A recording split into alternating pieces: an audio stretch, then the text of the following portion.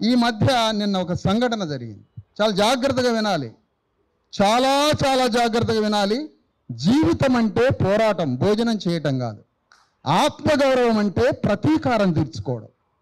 ఆత్మగౌరవ జీవితం అంటే ప్రతీకారం తీర్చుకోవడం. జీవితం అంటే అర్థం అదే. అందుకని మరొకసారి చెప్తున్నాను, తెలంగాణ రాష్ట్రం సాధిస్తే 4 ఉద్యోగాలు వస్తే, బీసీల 42% రిజర్వేషన్లు సాధిస్తే 4 లక్షల ఉద్యోగాలు వస్తాయి.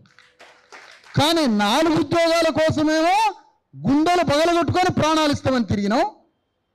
కానీ 4 లక్షల ఉద్యోగాలైనా రాగలిగే అవకాశం 69% రిజర్వేషన్లు. ఎస్సీలకు 20%, ఎస్టీలకు 10%, బీసీలకి 52% రిజర్వేషన్లు వస్తే తెలంగాణ ఉద్యమ ప్రయోజనాల కన్నా కోటి రెట్ల ప్రయోజనాలు ఈ రిజర్వేషన్లకు ముడిపడి ఉన్నాయి. కానీ ఈ లెక్క మనకి ఏ నాయకుడు చెప్పకపోయా. మాకు తెలంగాణ అంటే పోయినాం, అయిపోయింది.